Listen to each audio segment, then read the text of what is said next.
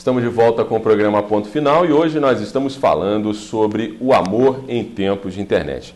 Trevelin, a internet ela pode criar relacionamentos, mas ela também pode acabar com o relacionamento. Quer dizer, aquela coisa de o casal está ali, a mulher está deitada na cama, de repente ela percebe que está vendo televisão sozinha e a horas o marido está lá na internet. Ou vice-versa, né? Pode acontecer também, né, dos dois lados. Isso pode acabar com o relacionamento? Pode. Como outras coisas podem acabar com o relacionamento, né? Quer dizer, porque algo não vai bem. Né? E assim, a relação na internet, ela tem a ver com aquilo que a gente falou no início, né? A gente mexe muito com as fantasias, com algo que não é concreto, com algo que não é real. O meu casamento, que eu tô casada há 5, há 10, há 15, há 20 anos, ele tem uma rotina, ele tem um dia a dia. Nem sempre é tão divertido, nem sempre é tão, né, tão glamuroso, nem sempre é tão romântico, né? A gente tem o nosso dia a dia, o nosso corre-corre, e às vezes eu posso ser invadido, eu posso me permitir a isso, né? A entrar nesse mundinho fantasioso para fugir dessa realidade. Mas de uma certa forma, para eu também estar querendo fugir dessa realidade é porque algo não vai muito bem. Pode ser que algo já não vá muito bem. Você sabe que há um tempo atrás, aliás, a gente ainda ouve isso, é muito comum, por exemplo, a gente ouvir dizer que analista acaba com casamento. Eu não sei se você já ouviu falar disso, não. Ou se você já ouviu falar disso, Zimbrão, mas assim, é muito comum. Ah, fulano foi fazer terapia, fulano foi fazer análise, um tempo depois se separou. Então, análise foi feita, análise e terapia foram feitas para acabar com o casamento. Mas se o sujeito foi fazer análise, enfim, foi fazer terapia e o casamento acabou indo para o espaço, é porque algo já não ia bem. Né? Então, às vezes, a internet, de uma outra maneira, também pode ter a ver com isso. É porque a internet, eu digo o seguinte, é aquela coisa, a internet ela abre um mundo ali de tentações para a pessoa. Então, de certa forma, ela potencializa o que já pode acontecer do problema que já está rolando num relacionamento. Eu tô assim, eu não estou negando ou afirmando nada categoricamente. Eu estou tentando pensar essas possibilidades, mas eu sempre acredito que tenha algo que venha antecedendo, né? A internet, enfim. É aquilo que, inclusive, você falou num bloco anterior. Quer dizer, a internet é um instrumento. Como é que ela vai ser usada? Como ela vai ser usada tem a ver com cada um, né? Agora, assim, você já deve ter ouvido falar muita história de internet que separou casal aqui em Teresópolis. Aqui, então, que talvez essa monotonia do relacionamento seja ainda maior, porque não tem quase nada para se fazer, talvez, né?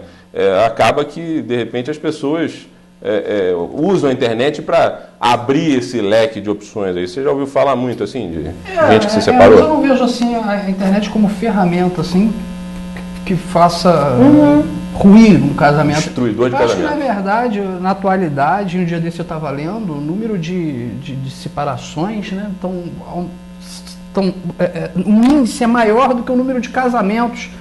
Eu acho que o relacionamento humano é complicado. Sim. E hoje em dia torna-se complicado numa realidade onde existe a internet. A internet é mais um fator, mas não um fator determinante na separação dos casais. Não é que seja um fator determinante, eu concordo com o que vocês estão falando, mas a questão é justamente ela tá ali para abrir ainda mais se antes existia ali uma fissurazinha no relacionamento, de repente ela tá ali para tornar aquilo, transformar aquilo numa grande fenda. Porque ela aproxima as pessoas. Então torna o relacionamento humano mais fácil de acontecer. Se você está num relacionamento em casa, que não está conversando, não está rolando mais com a sua esposa, e de repente você encontra uma amiga que começa a rolar ali pela internet, por que não um encontro olho a olho? Então acaba ruindo mesmo. Mas eu acho que parte exatamente da questão humana. E não da questão tecnológica, ela só serve para aproximar as pessoas. A gente pensar nessa questão humana, desde que o mundo é mundo, desde que o ser humano se deu como ser humano, quer dizer, essa dificuldade com o outro, de lidar com a diferença, essa dificuldade da comunicação, do entendimento entre o que eu estou dizendo, o que você está entendendo, vai a larga distância. E isso é assim desde que o mundo é mundo. né? Então a internet ela vem como mais um ponto.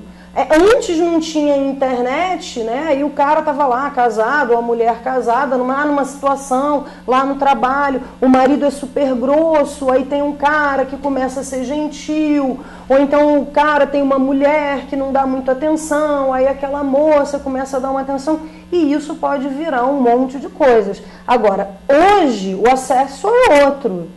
A gente tem mais acesso, mais possibilidades. É isso que eu estou dizendo, o mundo de tentações Exato. é maior. Mas não é isso que é determinante. A internet também pode aproximar, ela também pode trazer benefícios. Pode ser que sim. Agora, como é que se evita que a internet tenha essa interferência toda, por exemplo, no relacionamento de um casal? O casal pode estabelecer regras, assim, olha, não pode levar o laptop para a cama, ou você só pode... É possível fazer isso? Qual é a dica que você dá para que os casais evitem se separar por conta do relacionamento que já de repente já tem problemas, mas que está sendo ali, esse problema está sendo potencializado pela internet? Acho que é usar o bom senso. Eu acho que assim, a gente precisa ter bom senso. Todo mundo usa, né? Mas tudo tem um limite. Né? A mesma coisa você pensar assim, você tipo, tira lá um domingão para ficar com seu marido ou com seu namorado, o cara vai passar o dia inteiro assistindo futebol. Né? Ou então você abre mão de estar com seu marido porque você não abre mão da novela. O Zimbrão já deu um risinho porque ele já deve... Porque a carapuça está servindo. Eu imaginei isso, que ele... Eu imaginei... almoço na frente do computador, eu janto na frente do computador, eu viro à noite na frente Então a mulher não reclama, não? Então a mulher não reclama, não?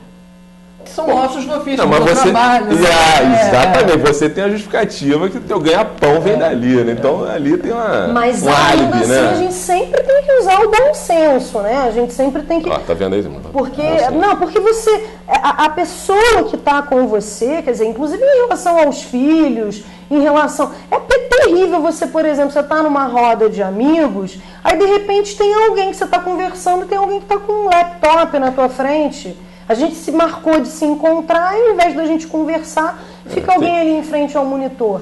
Então a gente precisa usar o bom senso. Agora, a gente não pode perder também de vista que a internet, ela viabiliza, como outros males, enfim, como outras questões, as compulsões.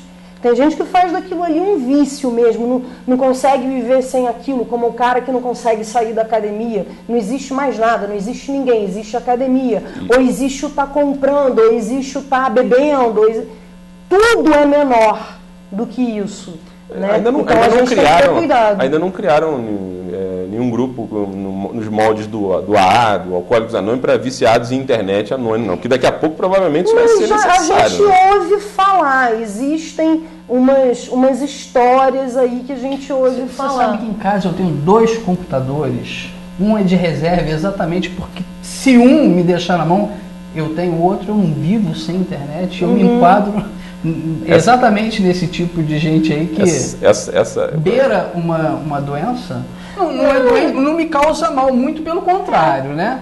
Mas existe... Não, essa questão da gente ser escravo da tecnologia é uma coisa que hoje... Não, e tudo tem a ver com como é que isso interfere na nossa vida. Lógico. Eu posso usar a internet direto, porque eu trabalho com isso, enfim... Né? Mas isso não está interferindo na minha vida, nas minhas relações. Eu não estou abrindo mão de... eu não vou fazer um passeio porque eu não quero deixar de ver o que está acontecendo hoje no Facebook. Eu vou deixar de ir ao almoço em família ou de estar com os amigos porque eu não posso deixar de saber das últimas fofocas do Facebook. Meu Deus. Mas é aquela coisa. Mas aí quando é que a pessoa vai saber se chegou ao limite? É quando ela já não está mais feliz com aquilo? Eu acho que quando isso começa a causar sofrimento, né? Isso aí, essa é a grande questão. É quando você vai se isolando, né? Quando uma coisa é uma pessoa que bebe socialmente, uma coisa é uma pessoa que vive em função disso. Qualquer compulsão, ela tem essa configuração, ela tem essa característica, né? De você se repete, é uma repetição incessante. Né? Então, acho que quando a internet, quando o computador, né, ele toma essa dimensão, é a mesma coisa. A pessoa que não consegue sair da frente da televisão, Ela não faz mais nada, ela não tem uma vida social, ela não interage com o outro porque ela está ali ligada na televisão o tempo todo. Então aquilo que é para ser uma coisa que é fonte de prazer, a internet hoje é um super instrumento de trabalho e tal, a gente tem que estar conectado. Sim, eu estou conectada o tempo todo também, mas tudo tem que ter um limite, a gente tem que ver como é que a nossa vida anda e como é que isso está interferindo. E aí aquela regra básica da vida que serve para tudo, que é a questão do bom senso, que é o que você falou, sempre. Que serve. Talvez seja o único dogma da vida que é insubstituível, que é ter bom senso em todas as situações.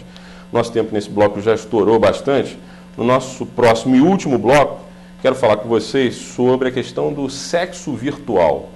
Até que ponto o relacionamento ele pode avançar sem se tornar real, sem aquilo ali se concretizar? Existe sexo virtual?